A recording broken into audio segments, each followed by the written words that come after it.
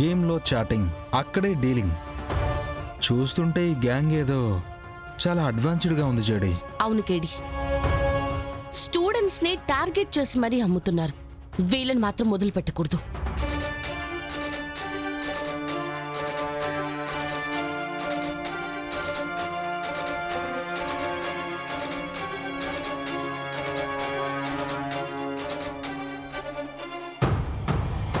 Madam, hello Kiran. మీ వైపే scarfs తో ఇద్దరు వస్తున్నారు మేడం. ఎంతమంది? ఇద్దరు మేడం.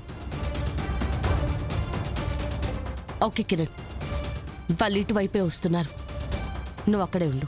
Okay ma'am. కేడి, నువ్వు వెళ్ళి కార్లో కూర్చో. రమ్య మ్యామ్, నువ్వు వెళ్ళి ఆ చెట్టు వెనుకుండు. ఓకే. వాళ్ళు పారిపోవాలని చూస్తే షూట్ చేయి. Okay ma'am.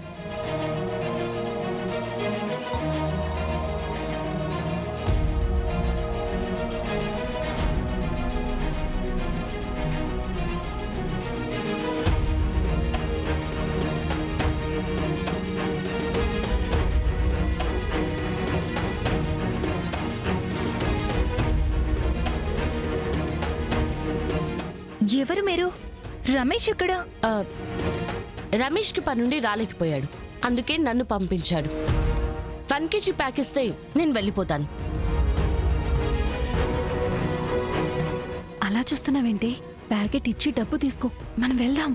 అవన్నీ చూస్తుంటే నాకెందుకో డౌట్ గా ఉంది. జీడీ పోలీస్ ఆఫీసర్లా అనిపిస్తుంది. యాక్చువల్లీ నాకు టైం లేదు.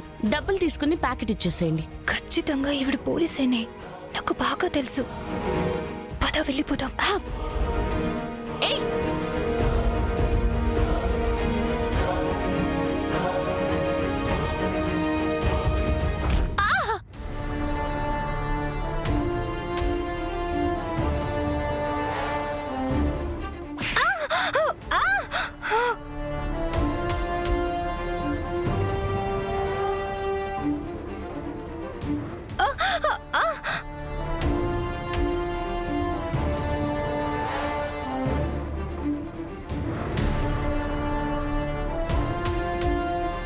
యామిని యామిని యామిని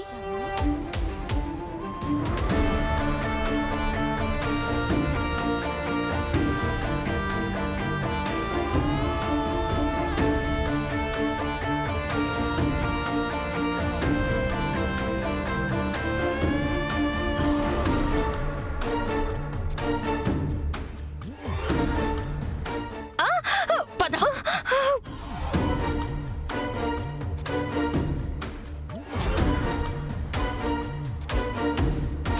మీ అత్త కూతురు యామని మత్తు పదార్థాలు సప్లై చేసే గ్యాంగ్ లో ఉండటం ఏంటి జేడి? అదే నాకు అర్థం కావడం లేదు సార్.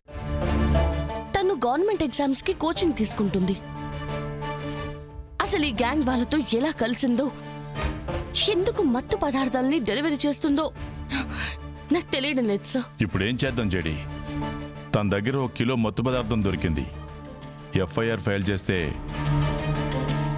10-20 years శిక్ష పడుతుంది. బెయిల్ రావడం కూడా కష్టం. తను చేసేది తప్పని తెలిసిన యామిని చేసిందంటే దీని వెనక ఖచ్చితంగా ఎవరో ఉండే ఉంటారు సార్. డబ్బు, ఆస్తి, సొసైటీలో పలుకుబడున్న ఫ్యామిలీ నుంచి వచ్చింది సార్. తనకిలాంటి పనులు చేయాల్సిన అవసరం అస్సలు లేదు.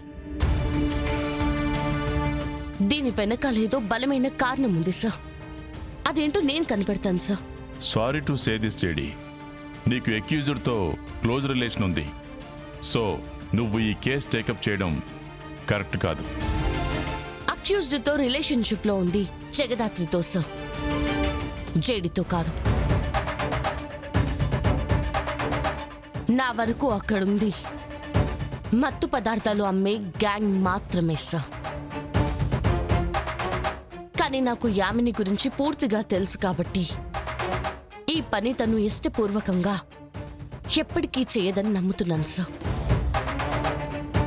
యామిని ఈ పని చేయడం వెనక ఏ కారణం లేదని తెలిసినా, తను చేసే పని ఏంటో తెలిసే ఇదంతా చేసిందని తెలిసినా, కేస్ ఫైల్ చేసి యామినిని కోర్టులో ప్రొడ్యూస్ చేయడానికి ఒక్క క్షణం కూడా నేను ఆలోచించను సార్.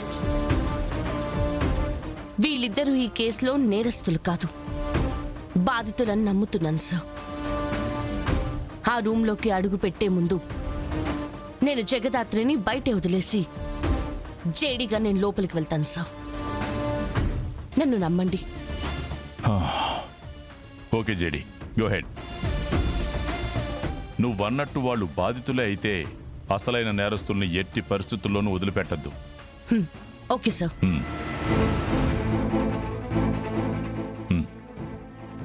జై హింద్ సార్. జై హింద్.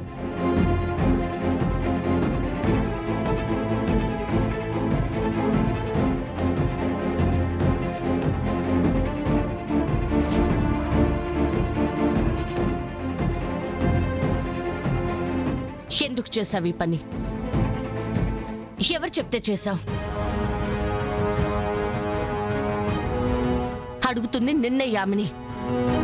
చెప్పు, ఎందుకు చేసావు ఈ పని?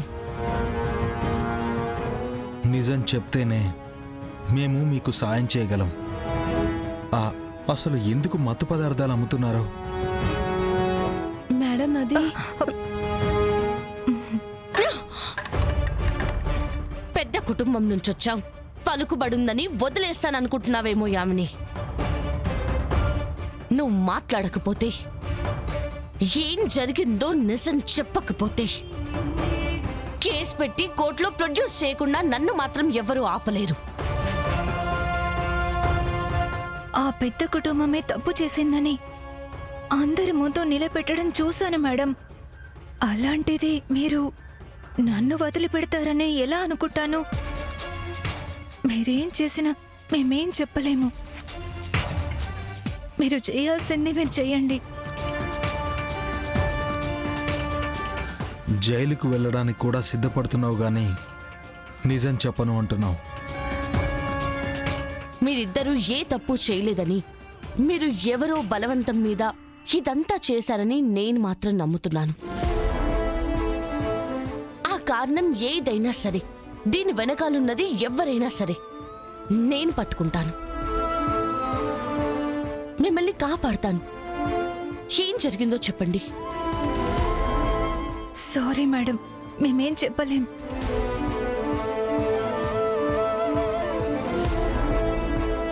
మీరు సప్లై చేసిన మత్తు పదార్థాల వల్ల 15 ఏళ్ల కుర్రాడు హాస్పిటల్లో ప్రాణాలతో పోరాడుతున్నాడు. అతను కానీ చనిపోతే ఆ కేసు కూడా యాడ్ అవుతుంది. మీరు జైలుకి వెళ్తే అంతా ఆగిపోతుందనుకుంటున్నారేమో. ఏది ఆగదు. మీతో ఈ పని చేయిస్తున్నవాడు మీలా వాడికి భయపడి వాడు చెప్పినట్టు చేసే ఇంకో 2 అమ్మాయిల్ని ట్రాప్ చేస్తాడు.